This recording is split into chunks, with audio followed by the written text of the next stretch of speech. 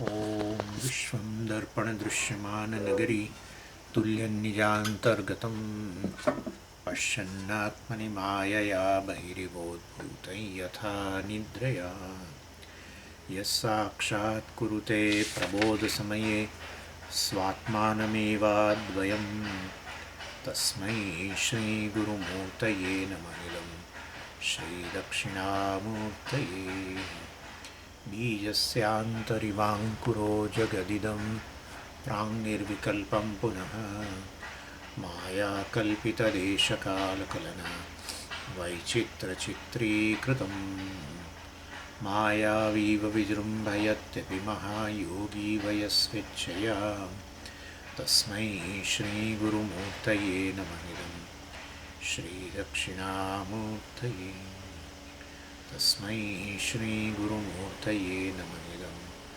श्रीदक्षिणामूर्तये ॐ सहना भवतु सहनौ भुनक्तु सह वीर्यङ्करवावहै तेजस्विनावधीतमस्तु मा विद्विषावहै ॐ शान्तिः शान्तिः शान्तिः सदाशिवसमारम्भां शङ्कराचार्यमध्यमाम् अस्मदाचार्यपर्यन्तां वन्दे गुरुपरम्पराम् ॐ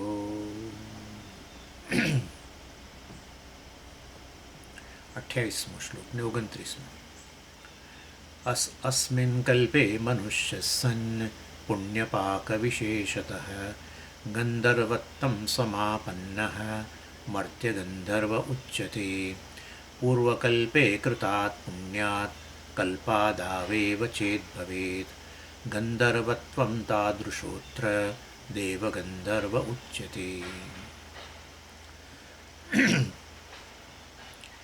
એટલે વિદ્યાનંદ પ્રકરણ જે છે એની અંદર બતાવી રહ્યા પણ 4 પ્રકારનો આનંદ. વિદ્યાનંદ એટલે 4 પ્રકારની વૃત્તિઓ, આનંદની વૃત્તિઓ. અને એની અંદર આપણે અત્યારે આ પહેલાં પહેલી તો દુઃખ અભાવની વૃત્તિ, વિદ્યાને કારણે, જ્ઞાનને કારણે. બીજું છે કામ્ય વિષયની પ્રાપ્તિ, સર્વ કામનાઓની પ્રાપ્તિ. અને પછી કૃતકૃત્યતાની લાગણી, એ પણ વૃત્તિ. પ્રાપ્તવ્ય, પ્રાપ્તવ્ય જે હતું એ પ્રાપ્ત થઈ ગયું, જીવનમાં જે પ્રાપ્ત કરવા યોગ્ય હતું એ પ્રાપ્ત થઈ ગયું, એવી પ્રકારની વૃત્તિ. આ રીતે 4 પ્રકારની જે છે વૃત્તિઓ, આનંદ વૃત્તિઓ શેનાથી જન્મે? વિદ્યાને કારણે, જ્ઞાનથી કારણે. અને એની અંદર આપણે આ બીજું અત્યારે જોઈ રહ્યા છે કે સર્વકામનાની આપતીને એની અંદર પેલી આનંદ મીમાંસા છે એની ચર્ચા ચાલે છે, જે આપણે તૈત્તિરીયમાં જોઈ જ ગયા.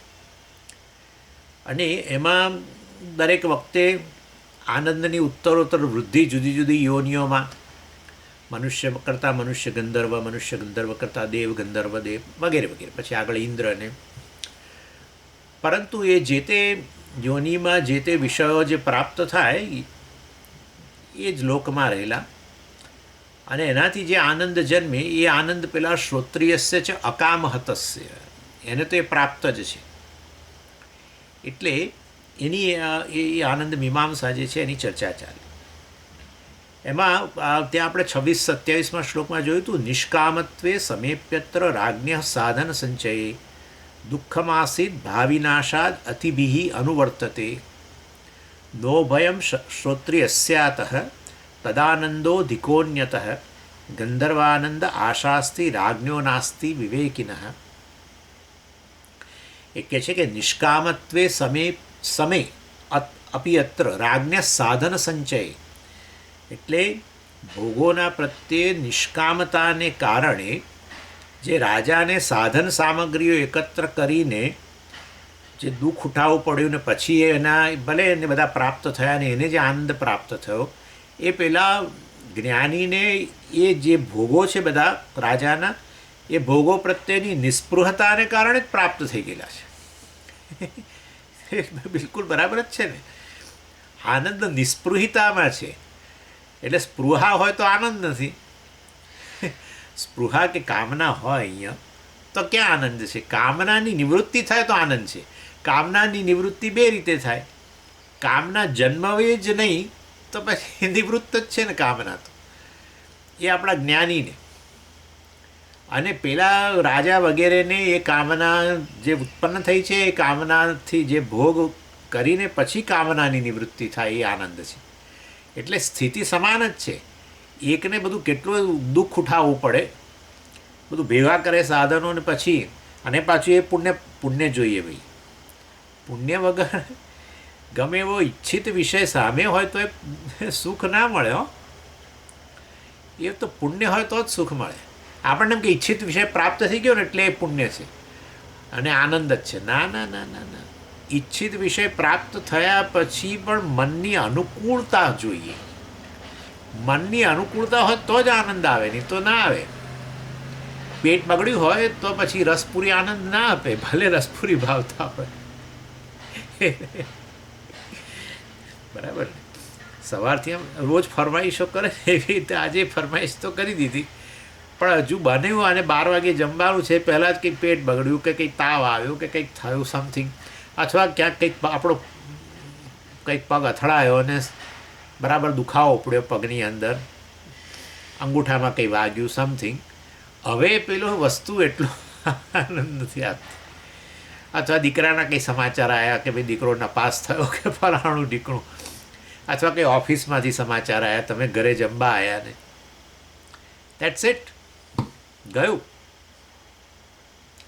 એટલે ઈચ્છિત વિષય મળી જવો એટલે આનંદ એવો કોઈ નિયમ નથી. એ તો આપણે ઘણીવાર બધું આ બધું તો જોયું છે. ઈચ્છા ઈચ્છા ન કરી હોય તો એ વસ્તુ ઘણીવાર આનંદ આપી જાય છે. હે, તમે તો ઈચ્છા નથી કરી સ્વામીજી કંઈ જોક કહે ને તો હું કંઈક કહી દઉં જોકને તમને આનંદ આવે.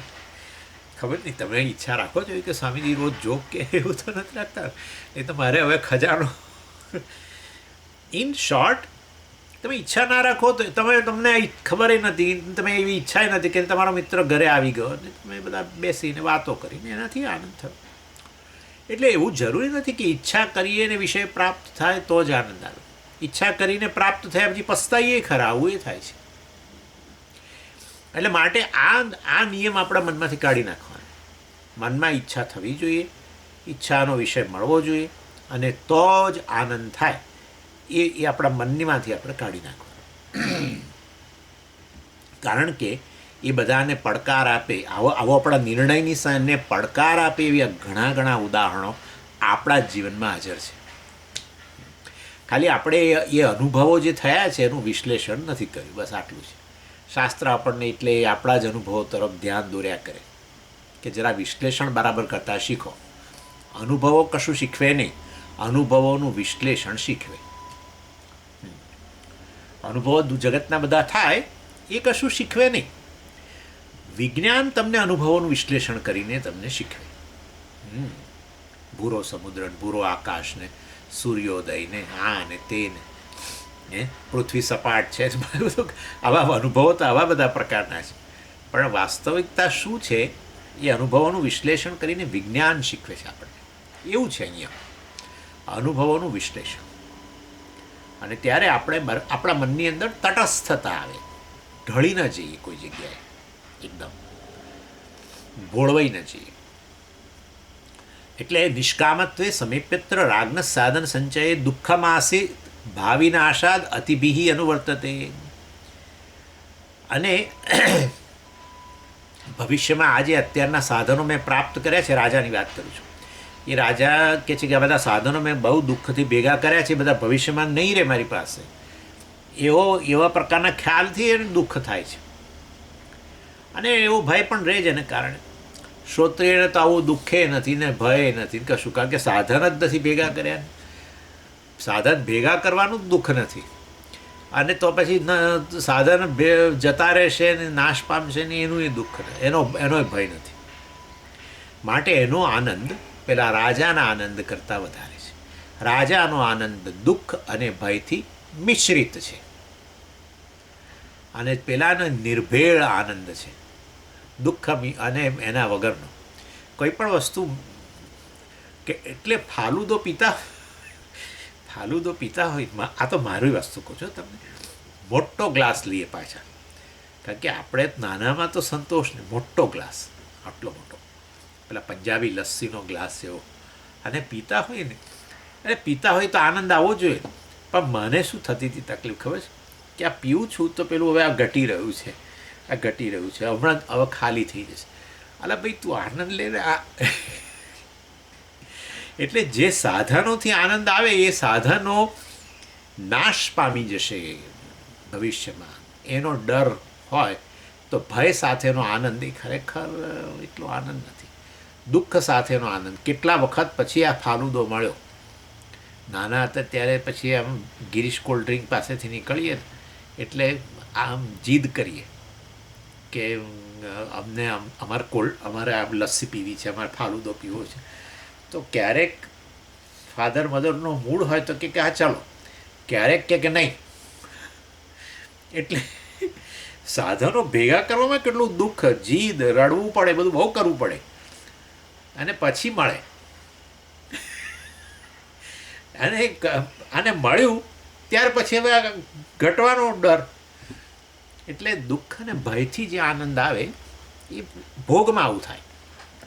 પેલાને તો એ સ્પૃહા જ નથી ને ફાલુદાની પછી વાત જ ક્યાં છે. કારણ કે જાણે છે કે આનંદ ફાલુદામાં નહીં, એ આનંદ વાસ્તવમાં અહીંયાથી પ્રગટ થાય છે. આનંદનો ફુવારો ત્યાં નથી, આનંદનો ફુવારો અહીંયા છે. હા, એ ફુવારાની ચકલી ચાલુ થાય ખાલી, બસ. ક્યારે ફાલુદો પીઓ એટલે ચકલી ચાલુ થઈ જાય. અહીંથી એવું છે, અહીંયા જ આ જ આનંદ પ્રગટ થાય. કેવી રીતે ખબર પડી? પણ આવું સરળ જ છે. ફાલુદા પીધા વગર પણ આનંદ પ્રગટ થાય છે ને 8 કલાક સુધી. અહીંથી બીજો કોઈ સોર્સ ન હતો, અહીંથી આમ પ્રગટ થાય છે કે નથી થતો સુસુપ્તિમાં. બસ, તો પછી માટે ફાલુદાની જરૂર નથી. ફાલુદાની જરૂર નથી, એ સમજી ગયેલો છે. અને માટે વાસ્તવમાં પેલા રાજા કરતાં વધારે આનંદ છે. શ્રોત્રિય ન ઉભયમ શ્રોત્રિયસ્ય અતઃ શ્રોત્રિયસ્યાતઃ તદાનંદો અધિકોન્યતઃ ગંધર્વાનંદ આશાસ્તિ રાજ્ઞો નાસ્તિ વિવેકિનઃ. શ્રોત્રિયને તો આ દુઃખ વગેરે છે જ નહીં, ભય વગેરે છે નહીં, માટે એનો આનંદ અધિક અન્યતઃ બીજાના કરતાં, રાજા કરતાં. એટલે આ મનુષ્યાનંદ કરતાં, કારણ કે આપણે તો મનુષ્યમાં રાજાનો આનંદ સર્વશ્રેષ્ઠ ગણેલો જ જોયો હતો ને આપણે. અને હવે રાજાને પાછું બીજું શું સતાવે છે? ગંધર્વાનંદ આશાસ્તિ. આ તો મળ્યું, રાજા તરીકે તો બધું મળી ગયું, પણ હવે ગંધર્વને આનંદ. સમજો કે એને વેદમાં શ્રદ્ધા હોય તો એને ખબર છે કે ગંધર્વયોની મનુષ્યની કરતાં ચડિયાતી છે. તો હવે એને અહીંના ભોગોને બદલે હવે એની નજર ઉપર જાય છે, એટલે ગંધર્વયોનીમાં જાય છે. એટલે ગંધર્વાનંદ આશા અસ્તિ રાજ્ઞાને હવે એની આશા છે. નાસ્તિ વિવેકીન. આપણો આપેલો વિવેકી છે, જે વૈરાગ્યવાન છે, અકામહત છે, શ્રોત્રિય છે, એને તો એ જાણે છે કે આ અહીંયા કે ત્યાં બધું સરખું જ છે. સ્વામીજી, તમારે ત્યાં અમેરિકામાં કે અહીંયા બધું સરખું જ છે એમ એવું કે આપણે કંઈક આવો અમેરિકા, શું સ્વામીજી અહીંયા છે એવું જ ત્યાં છે, એમાં ક્યાં બધે દુઃખનું દુઃખ જ છે. વિવેકી, વાહ. એટલે આ રીતે જ્યાં જાઓ ત્યાંથી જ્યાં જઈએ ને ત્યાં આવું જ હોય. આપણે જેવા છીએ અહીંયા, જ્યાં જઈએ ને ત્યાં એવા જ રહીએ, આટલું યાદ રાખવાનું. તમે જ્યાં પણ જાઓ અત્યારે જેવા છો એમાં જાજો ફેર ના પડે. કેવી રીતે? કે ભાઈ એક જીવ છો અત્યારે, તે મનુષ્ય લોકમાં તમે જીવ છો. બીજે જવાના મતલબ કે જીવ તરીકે જ જવાના. આત્મા હું બ્રહ્મ છું તો ક્યાં જવાના? તમે જવાના જીવ તરીકે જ. તો હવે જીવ તરીકે જવાના તો બધી મર્યાદાઓ જ્યાં પણ જશો ત્યાં સાલવાની જ છે, સાલવાની. તો પછી શું તારે, તું ત્યાંના ત્યાં જ છીએ, ત્યારે શું ફેર છે? સમજી ગયા? એટલે આવું છે. જ્યાં જઈએ ત્યાંથી આપણે પાછા આવીએ ત્યારે વધારે આનંદ થાય, એટલે જ થતો હોય છે. આપણે જ્યાં જઈએ આમ જવાનું બહુ હોય, આમ જઈએ પણ ત્યાં ગયા પછી ખબર પડી કે આપણે જ્યાં હતા ઘરમાં હતા એ સારા જ હતા ભાઈ. એટલે લોકો ઘર ખોલીને પાછા ઘર ખોલે ત્યાં કે હા આપણા ઘર જેવું ક્યાંય નહીં ભાઈ, ક્યાંય એમ કે. પછી જાય સ્વિટ્ઝરલેન્ડ જાય છે અને આમ જાય ને પેલું કે હવે તો બાલી જાય છે ને કે કંઈથી ક્યાં જતા હોય લોકો ચારે તરફ. અમે હમણાં હવે સ્વામીજી આ દિવાળી આવશે ને અમે તો યુરોપ ફરવા જવાના છે. સ્વામીજી દિવાળી આવી છે ને અમે તો જાપાન ફરવા જઈશું. ભાઈ જ્યાં જશો ત્યાં જે છો જવાથી તમારામાં બદલાવ નહીં આવે. અનુભવનો વિષય બદલાય, અનુભવ કરનારો તેને એ જ રહેવાનો છે. અનુભવ આ વસ્તુ સમજી જઈએ તો કેટલો બધો આપણો દુઃખમાંથી મુક્ત બની જઈએ. જ્યાં જઈએ ત્યાં જેવા હોઈએ એવા જ રહીએ. આટલું જો સમજી જઈએ ને તો આ બધી કામનાઓમાંથી મુક્ત બની જઈએ. એટલા માટે સ્વર્ગમાં જનારા દેવતાઓનો કકળાટ પુરાણોની અંદર પૂરો ભરેલો છે. અહીંયા ભયવાળા તો પેલા ઇન્દ્રને ભય, દેવતાઓનો રાજા એને ભય. અલા ભાઈ તો શું ફેર પડ્યો અને આમ મજાથી બધું પેલા ડાન્સ પ્રોગ્રામ જોતો હોય ત્યાં એકલા ડાન્સ ડાન્સ ને ડાન્સ. એવું તો કંઈક ગમે, કંઈક આમ ક્રિકેટ રમવાની હોય, ફલાણું હોય તે એવું કંઈક ગમે. હા, ટ્રેલ પર ચાલવા જવાનું આવું બધું ગમે. હવે ત્યાં તો કશું જ નહીં, બસ આખો દિવસ મ્યુઝિક પ્રોગ્રામ, એક પત્યો ને બીજો, પેલા ઉર્વશીને પેલા રંભા ફલાણા ઢીકણા અને ટંક ટંક ટંક આ ગંધર્વો બધું વગાડ્યા કરે. શું આખો દિવસ આમ. અને આમ આમ આપણે બરાબર અમૃતનું પાન કરતાં કરતાં એ જોતા હોઈએ પ્રોગ્રામ, અને બે જણા આવે અને ઉચકીને જ લઈ જાય. પહેલાં કે ભાઈ મને ક્યાં લઈ, કશું પૂછવાનું જ નહીં, અને પટકે નીચે. હે ને, કોણે કહ્યું? ભગવાને જ કહી દીધું. આ બ્રહ્મ ભુવનાન લોકાહ પુનરાવર્તિના. હા, પાછા આવવાનું ભાઈ. એટલે સ્વર્ગનો બાળવો પણ શ્લોક છે, અત્યારે મને યાદ નથી આવતો, પણ એ છે. સ્વર્ગમાં જશો તોય પાછા આવશો. એટલે જેવા ગયા હોઈએ એવા ને એવા જ પાછા આવીએ, કોઈ ફેર ના પડે. આપણને શું હોય છે કે અનુભવનો વિષય બદલાય ને એટલે અનુભવ કરનારો બદલાઈ જશે. મર્યાદિત જ હો. અનુભવના વિષયથી અનુભવ કરનારામાં પરિવર્તન બહુ ના આવે. અનુભવ કરનારો પૂર્ણ ના બની જાય, મર્યાદિત એ મર્યાદિત જ રહે, એમ મારું કહેવાનું છે.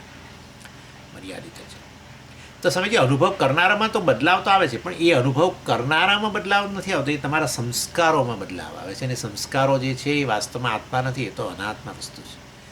જે બદલાવ આવે છે એ અનાત્મામાં બદલાવ આવે, તમારા અંતઃકરણમાં બદલાવ આવે, તમારા જ્ઞાનમાં બદલાવ આવે. તમે નવી વસ્તુ જોઈ આવો, તમે નવો દેશ જોઈ આવો તો બદલાવ આવ્યો તમારામાં, પણ એ તો એટલે તમારામાં તમે કહો છો. ખરેખર બદલાવ ક્યાં આવ્યો? તમારા જ્ઞાનમાં, તમારા સંસ્કારમાં બદલાવ આવ્યો. અને જ્ઞાન તમે નથી, તમે તો આત્મા છો, એના પણ પ્રકાશક છો.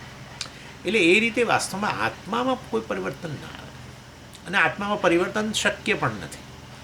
ખાલી આત્મા જેવો છે એવો આપણે ઓળખતા નથી, એટલી તકલીફ છે. સારું, હવે ગંધર્વોનો પછી વાત કરે છે, ગંધર્વોનો ભેદ બતાવે છે. કારણ કે ગંધર્વની વાત કરીને કે રાજાને હવે ગંધર્વ યોની પ્રાપ્ત કરી છે, ત્યાંનો આનંદ મેળવવો છે. અને આ વસ્તુ એક પરથી એક વસ્તુ શીખવાની છે. ગંધર્વ યોની એટલે ગણો ને તમે, સંગીતમાં માહેર લોકો, એ બધા ગંધર્વ. એટલે આપણા અમદાવાદમાં ગંધર્વ વિદ્યાલય છે, ગંધર્વ વિદ્યાલય. હા, જેમાં સંગીત શીખવાડે. એટલે ગંધર્વ યોની એવી છે કે જે સંગીત સાથે, એટલે કહેવાનો આશય છે કે અનેક પ્રકારના આનંદ મળતા હોય ને. આ વસ્તુ આ એક ઇન્સાઇટ આપું છું તમને. અનેક વસ્તુઓ આપણને આનંદ આપતી હોય, આપણી પાસે પુષ્કળ હોય બધું, પણ તમે જોજો કે અમુક આનંદ પ્રાપ્ત કરવા માટે ભૌતિક સંપત્તિ નકામી છે. પૃથ્વી પરની વાત કરું છું તમને, કે આ રાજા જેની પાસે બધી ભૌતિક સંપત્તિ છે, માટે માગે, પાણી માગે ને દૂધ હાજર ને આવું બધું બોલીએ આપણે, બરાબર છે, સત્તા છે એની પાસે, બધું છે. પરંતુ અમુક આનંદ પ્રાપ્ત કરવો હોય ને તમારે, તો પૈસા કામ નથી કરતા, સંપત્તિ કામ ન કરે. સંપત્તિ થકી તમે સારામાં સારા પુસ્તકો ખરીદી શકો, પરંતુ સંપત્તિ થકી તમને વાંચવાની ક્ષમતા ના મળે. ના કદાચ હું તો વાંચીએ કાઢું સ્વામીજી, તમને શું ખબર છે, વાંચી કાઢો એ ખરા, પણ એ વાંચેલી વસ્તુ પૂરેપૂરી સમજાય એનો આધાર સંપત્તિ પર નથી. નહીં તો ગરીબ છોકરાઓ ક્યારેક આટલા બધા આગળ નીકળી જાય છે, જોઈએ જ છે આપણે. પેલા રિક્ષાવાળાના છોકરાના આઈઆઈટીમાં ટોપર તરીકે આવે, અને પેલાના છોકરાને આવું થયું. હા, અને પેલા બિચારા જે સંપત્તિવાળા હતા એના છોકરા કશું ના મળ્યું, એવું બને. એટલે કહેવાનો આશય, એનો આધાર ભૌતિક સંપત્તિ પર નથી. એવી ને એવી રીતે સંગીત પણ આવી વસ્તુ છે. સંગીતની સભા તમે આખી નાખી તમારા ઘરે બોલાવી શકો, સ્પોન્સર કરી શકો, ભૌતિક સંપત્તિ છે તમારી પાસે. પણ એ સંગીતનો આનંદ લેવો હોય સમજ સાથે, શાસ્ત્રીય સંગીત હોય કે જે પણ હોય, કે ઇન્સ્ટ્રુમેન્ટ હોય, ગિટાર કે આ કે તે કંઈ પણ, એનો પૂરેપૂરો આનંદ લેવો હોય, જે પેલો વગાડનારું લે છે એવો આનંદ તમારે લેવો હોય, તો એમાં ભૌતિક સંપત્તિ કામ ન કરે. એ વસ્તુ જુદી જ છે. ચાલો, એટલે એ રીતે હવે આમ રાજાને ગણો કે ગંધર્વોનો આનંદ પ્રાપ્ત કરવો છે. મને આવું ઘણી વાર થતું. પેલો ટાઈમ્સ ઓફ ઇન્ડિયાનો પ્રોગ્રામ જોવા જઈએ ને અમદાવાદમાં, પેલો સપ્તકનો પ્રોગ્રામ જોવા જઈએ, ત્યારે મારી આજુબાજુ બેઠેલા બધા જ લોકો આ હા કરે. હું તો સાચે સાચ આહા કરનારા માનું છું. કદાચ ખોટું કરતા હોય, પણ મોટા ભાગે રસિક લોકો જ, જે લોકો જાણકાર હોય એવા લોકો જ આવે. કારણ કે એ તો અડધી રાત સુધી આ ચાલે, એટલે અડધી રાતે જ શરૂ થાય બધું પાછું, અને એમાંય આ ચાલે. એટલે આપણને થાય કે આ અડધી રાત ઊંઘ બગાડીને આ શેનું છે આ બધું. પણ લોકો આનંદ લે ત્યારે મને એટલું થાય કે એ પેલી જે વ્યક્તિ વગાડે છે ત્યાં ઉપર સ્ટેજ પર, એ કેવી મસ્તીથી વગાડે છે, કેવી એની સાથે એક થઈ ગઈ છે, સમાધિમાં છે. તો આપણે એ વસ્તુ સમજાય તો કેવું સારું, પણ નથી ખબર. ઠંઠા એટલે સ્વામી બને એટલે તે કે બધું આવડે એવું થોડું છે. એટલે વાસ્તવની અંદર કહેવાનો આશય છે એટલે ગંધર્વ યોની, દાખલા તરીકે હું મનુષ્ય છું, ગણો ને એ રીતે. તો મને એવું થાય કે એમાં એ જે ગંધર્વને આનંદ મળી રહ્યો છે, મને કેમ નથી, એવી રીતે.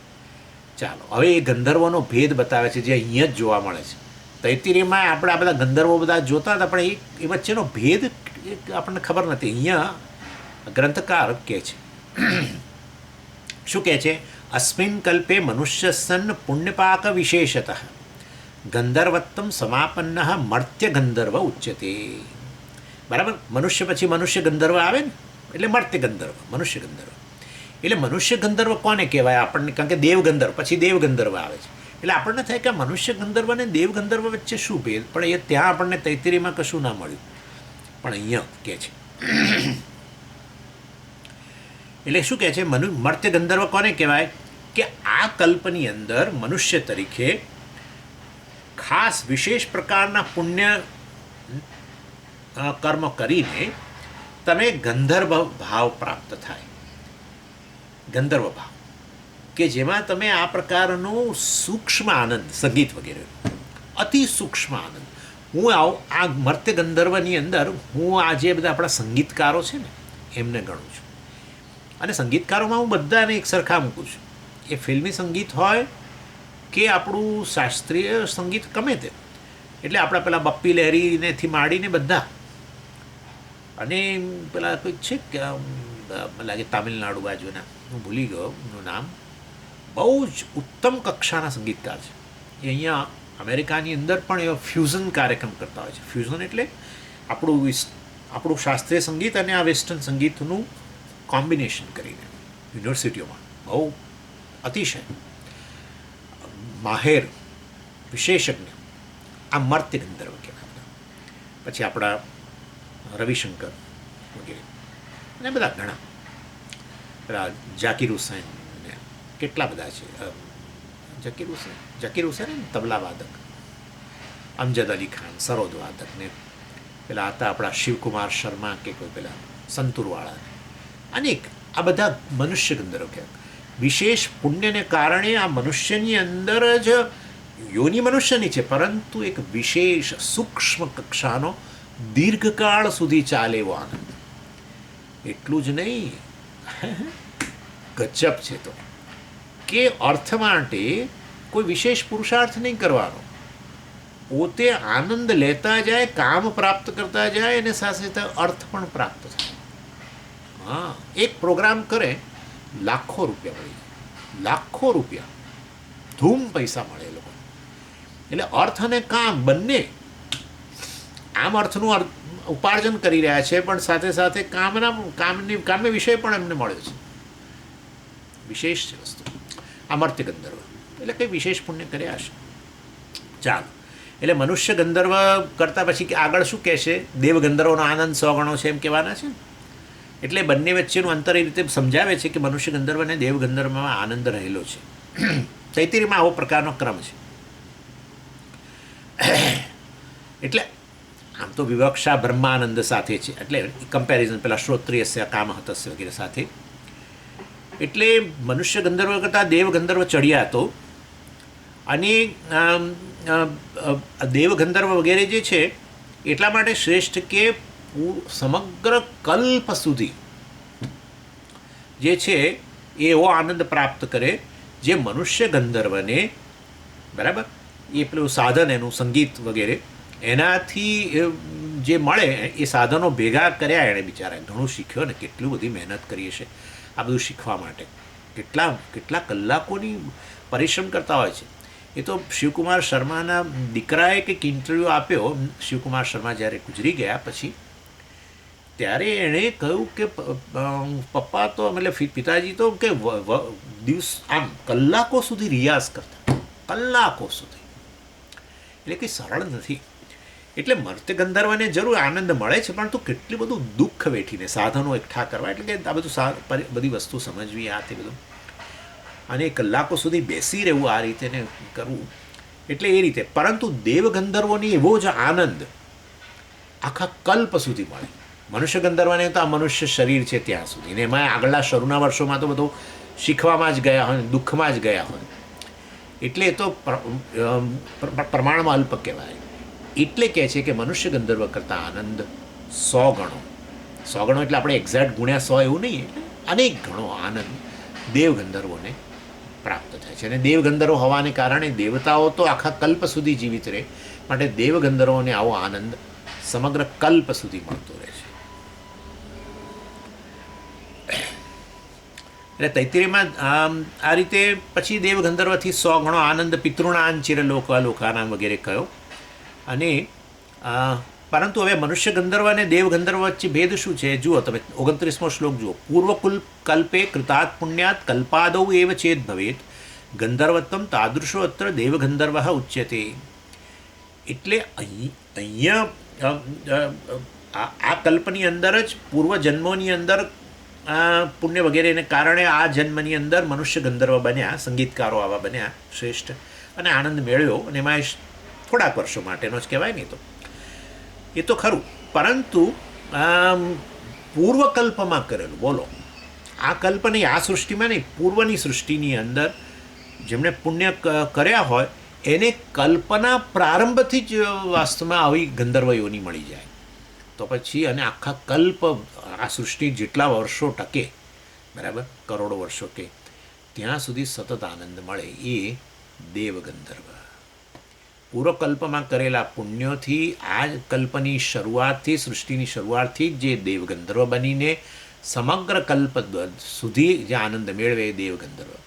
જ્યારે આ કલ્પમાં જ પુણ્યકર્મ કરીને હવે મનુષ્ય યોની પ્રાપ્ત કરીને, આ કલ્પમાં પુણ્યકર્મો કરવા માટે મનુષ્યોની જોઈએ પૂર્વમાં, પરંતુ એ કર્યા પુણ્યો અમુક વિશેષ પ્રકારના, ને એને કારણે હવે મનુષ્ય યોની પ્રાપ્ત થઈ, પરંતુ એની અંદર આ પ્રકારના સંગીતકારો બનીને જે થોડા ઘણા વર્ષો જે પણ એ આનંદ પ્રાપ્ત કરે, તો વાસ્તવની એ મર્ત્ય ગંધર્વ કહેવાય. ને માટે મર્ત્ય ગંધર્વ કરતાં દેવ ગંધર્વ ખરેખર ઘણી વિશેષ યોની છે, એક નક્કી થઈ ગયું.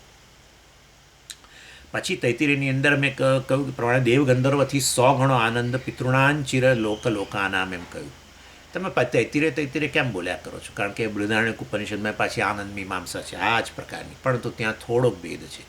અને બૃહદારણ્યક ઉપનિષદની અંદર કહ્યું પિતૃણાન જીત લોકાનામ, તૈત્તિરીયમાં કહ્યું પિતૃણામ ચિર લોકાનામ, બૃહદારણ્યકમાં કહ્યું પિતૃણાન જીત લોકાનામ. એટલે એક જ વસ્તુ છે, ચિરલોકાનામ વગેરે. અર્થાત પછી એ દેવ ગંધર્વ કરતાં પિતૃલોકના રહેલા પિતૃઓને 100 ગણો આનંદ, એવી રીતે. અને બૃહદારણ્યકની અંદર પછી આ પિતૃલોકનો આનંદ, પિતૃ તરીકેનો આનંદ કહીને પછી કહ્યું આજનજ દેવ અને કર્મદેવ. આજાનજ દેવ, આજાનજ ના હોય, આજાનજ દેવ હોવા જોઈએ, અને કર્મદેવ. એટલે પહેલાં આ પિતૃઓ કરતાં આજાનજ દેવોને આનંદ 100 ગણો, એના કરતાં કર્મદેવોને આનંદ 100 ગણો, એના કરતાં 100 ગણો આનંદ દેવતાઓને. અને એ રીતે ત્યાં તૈત્તિરીયની અંદર બૃહદારણ્યકમાં કર્મદેવ અને આજાનજ દેવ બંનેનો સંગ્રહ છે, દેવતાઓની વાત ત્યાં નથી. પછી સીધું જ પ્રજાપતિ વગેરેની વાત છે. તૈત્તિરીયની અંદર તમે જાણો છો પ્રમાણે મનુષ્યાનંદ, મનુષ્ય ગંધર્વ, દેવ ગંધર્વ, પિતૃ, અને પછી આજાનજ દેવ, કર્મદેવ, અને પછી દેવ, અને પછી આગળ પ્રજાપતિ, બ્રહ્મા વગેરે, પછી ઇન્દ્ર, પછી પ્રજાપતિ, એ રીતે. જ્યારે બૃહદારણ્યકની અંદર કર્મદેવ અને આજાનજ દેવનો ઉલ્લેખ તો છે પિતૃનામ પછી, પરંતુ પછી દેવતાઓ વગેરેનો ઉલ્લેખ નથી. દેવતાઓનો 100 ગણો આનંદ એવો ઉલ્લેખ ત્યાં નથી. સારું, ચાલો 30-31. અગ્નિશ્વાત્તાદયો લોકે પિતરશ્ચિરવાસિનઃ કલ્પાદાવેવ દેવત્વં ગતા આજાન દેવતાઃ અસ્મિન કલ્પેષ્વમેધાદિ કર્મ કૃત્વા મહત્પદમ અવાપ્ય જાનદેવૈર્યાઃ પૂજ્યાસ્તા કર્મદેવતાઃ. હવે પાછું પિતૃઓ, એટલે આપણને થાય કે આ પિતૃયોની શું, એટલે પછી એક નામ આપે છે, અગ્નિશ્વાત તાદયો લોકે પિતરઃ ચિરવાસિન. અગ્નિશ્વાત વગેરે એટલે એક નામ આપે છે પિતૃઓનું. અગ્નિશ્વાત આદિ પિતૃઓ છે, અને એ પિતૃલોકની અંદર ચિરલોકવાસીના, એ પિતૃલોકની અંદર લાંબા સમય સુધી રહે છે. પછી આજાન દેવ અને કર્મદેવ ને બધા વચ્ચે શું ભેદ છે? તે કે છે કલ્પના પ્રારંભમાં જ જે દેવ બને એ આજાન દેવતાઓ કહેવાય. પૂર્વકલ્પના કરેલા પુણ્યકર્મોને લીધે આ કલ્પની અંદર પહેલેથી દેવ ગંધર્વો બને એ તો આપણે વાત કરી દીધી. પરંતુ વાસ્તવની અંદર કલ્પના પ્રારંભથી જ જે દેવતાઓ બન્યા છે એ આજાન દેવતા. નેચરલી પૂર્વકલ્પના જ પુણ્યોને લીધે હોય, પરંતુ એ પુણ્યોની કર્મની વિશેષતા છે ને. અમુક પ્રકારના કર્મો તમે કર્યા હોય એટલે અમુક પ્રકારના પુણ્યને લીધે દેવ ગંધર્વ બનો, અમુક પ્રકારના પુણ્ય કર્યા હોય તો દેવતા બનો.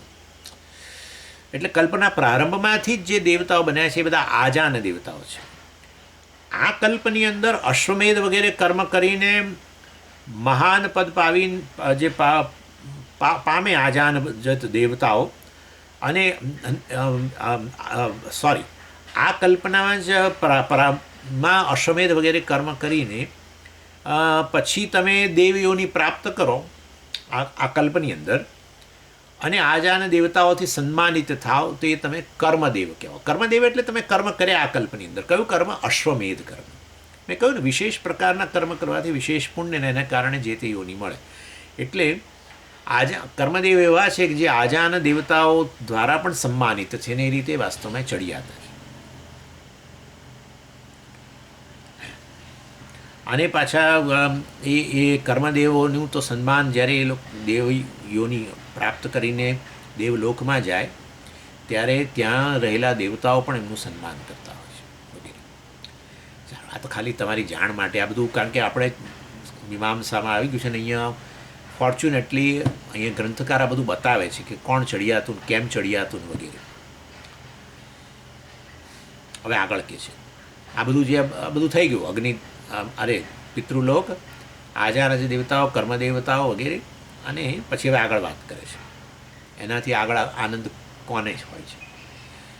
યમાગ્નિ મુખ્યા દેવા સ્યુર્જ્ઞાતાવિન્દ્ર બૃહસ્પતિ પ્રજાપતિર્વિરાટ પ્રોક્ત બ્રહ્મા સૂત્રાત્મનામક. યમાગ્નિ મુખ્યા દેવતા, નેચરલી આજાનદેવ, કર્મદેવ અને પછી દેવ. એટલે મેં કહ્યું પ્રમાણે તૈત્તિરીયમાં કર્મદેવોના આનંદથી 100 ગણો આનંદ, પછી દેવતાઓનો આનંદ બતાવ્યો, એનાથી 100 ગણો ઇન્દ્રનો. નેચરલી ઇન્દ્ર કરતાં કોને વધારે? બૃહસ્પતિને. કેમ?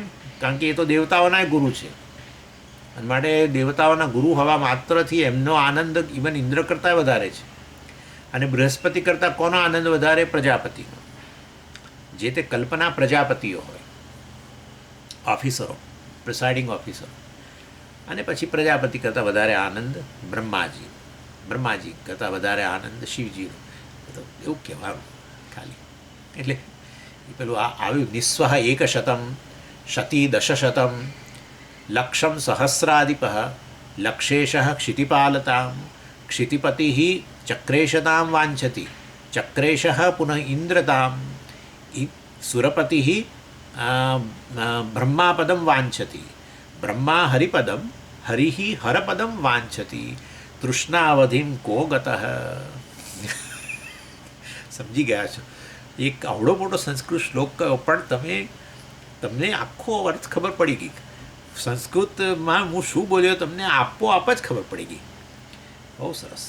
ચાલો, એટલે આ રીતે પ્રજાપતિથી આનંદ વધારે બ્રહ્માજીને એ રીતે ગણવાનું. એટલે યમાગ્નિ મુખ્યા દેવતા. અને ભાઈ આ તો મેં તમને કહ્યું 33 પ્રકારે છે. આજાન દેવ, કર્મદેવ, પછી દેવ અને પછી ઇન્દ્ર અને વગેરે. બૃહદારણ્યકની અંદર દેવતાઓનો ઉલ્લેખ જ નથી. આજાન દેવ પછી સીધો જ ઉલ્લેખ એ પ્રજાપતિ અને પછી બ્રહ્મા વગેરે વગેરે. ચાલો, એટલે અહીંયા તો 33ના કર્મ પ્રમાણે આપણે જોઈએ કર્મદેવોનો જે આનંદ હોય એના કરતાં 100 ગણો આનંદ દેવતાઓને. દેવતાઓમાં કોણ મુખ્ય છે? તો કે યમરાજા, અગ્નિ વગેરે બધા પ્રસિદ્ધ. અને એનાથી 100 ગણો આનંદ એમનો રાજા દેવતાઓનો ઇન્દ્ર, એનાથી 100 ગણો આનંદ દેવતાઓના ગુરુ બૃહસ્પતિને, એનાથી 100 ગણો આનંદ પ્રજાપતિને, અને એનાથી 100 ગણો આનંદ બ્રહ્માજી હિરણ્યગર્ભ. અને આ રીતે ભોગો જે છે એના સાધનો છે, એ સાધનો દ્વારા એમનો આનંદ ગણવાનો. કારણ કે જે તે યોની, જે તે પ્રકારના સાધનો, વિશેષ સાધનો આનંદના, અને એ દ્વારા એમને આનંદ તૃપ્તિ મળે. જ્યારે આ બધામાં પેલા શ્રોત્રિયને તો મળેલો જ છે, શ્રોત્રિયને મળેલો જ છે જે વૈરાગ્ય છે, જે સ્પૃહા વગરનો છે. અકામ હતા એટલે જે કામનાથી હણાયો નથી, અથવા સ્પૃહા વગરનો છે.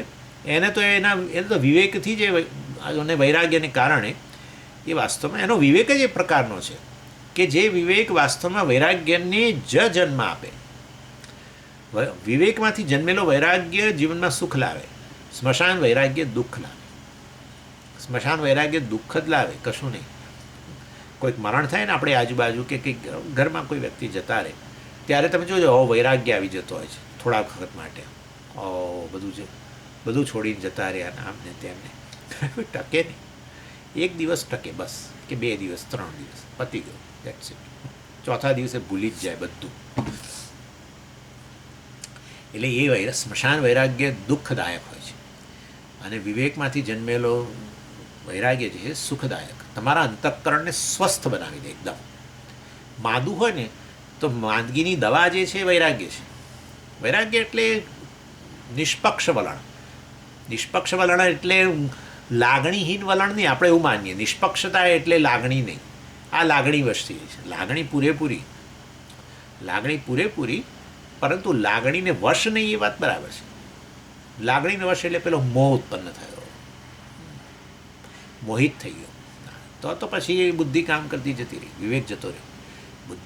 બુદ્ધિ મોહિત થઈ એટલે વિવેક જતો રહ્યો. વિવેક ગયો એટલે પછી મનુષ્યપણું લગભગ ન રહ્યું. વિવેક ખાલી મનુષ્યમાં જોવા મળે છે માટે.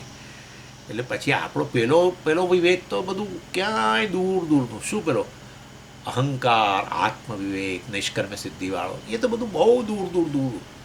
અત્યારે તો ભાઈ આ વિષયોના એમાંથી જ. એટલે એની આ શ્રોત્રિય છે, અકામ હતસ્ય તો પેલો વિવેક ધરાવે છે. હવે તો પેલો ફાઇનલ વિવેક કરી લીધો છે. બ્રહ્માસ્ત્રનો પ્રયોગ કર્યો છે એણે તો. અને માટે એ તો જ્ઞાનમાં નિષ્ઠ છે. અને માટે એને ખબર છે કે આ બધા જે ભોગો છે ને એની અંદર 3 દોષો રહેલા છે, અને માટે એનાથી દૂર રહેવું સારું. સમજી ગયા? શું દોષો રહેલા છે? તો કહે છે કે વાસ્તવમાં પહેલો દોષ તો કે એ તૃપ્તિ નથી આપતું. અતૃપ્તિ જ રહે છે કોઈ પણ. નહીં તો રાજાએ શા માટે હવે પેલા ગંધર્વ યોનિની ચિંતા કરવાની જરૂર? મને ગંધર્વમાં આનંદ, જે એ લોકો જે આનંદ કરે છે પેલા સંગીતકારો ઉપર બેસી, મારી એ જોઈએ છે. તો ભાઈ સંગીતની સમજ હોવી જોઈએ. તો હું શું કરું, કેટલા રૂપિયા ખર્ચું સંગીતની સમજ? એ ભાઈ હવે ના પૂછશો, કારણ કે આવે કે ના આવે. પેલા કે ગાઓ, ચલો સારેગમા, ખાલી હમણાં સારેગમાનો આપણે પહેલાં આટલું કરીએ. એ સારેગમા 4 દિવસ 5 દિવસ કરે પછી પેલા મ્યુઝિક ટીચર કે ચાલશે, હવે આપણે બધું મેળવવું જીવનમાં જરૂરી નથી, ચાલશે, તમે તારા સંગીત મહેફિલોનું આયોજન કરો, અમે બધા આવીને તમારે ત્યાં આનંદ કરીશું, અને અમને જોઈને તમે આનંદિત થજો, બસ આવું થઈ જાય. એનીવે, એટલે કહેવાનો આશય છે અતૃપ્તિ. બીજું છે જ્યારે આનંદ આવે ત્યારે એની સાથે ભેળસેળ હોય છે. શેની? દુઃખની. યાદ કરો સ્વામીજીનો ફાલુદો છે, સ્વામીજીનો ફાલુદો. આ ભોગવી રહ્યા છે ત્યારે પછી દુઃખ છે. શાનું? આપણું લેયર નીચે ઉતરી રહ્યું છે. એક તો કકળાટ કરીને મેળવ્યું એટલે એ પહેલું દુઃખ, અને હવે મળ્યું છે ત્યારે બી તો આનંદ કર ને, એમાં પેલું ઘટી રહ્યું છે અને જતું રહ્યું.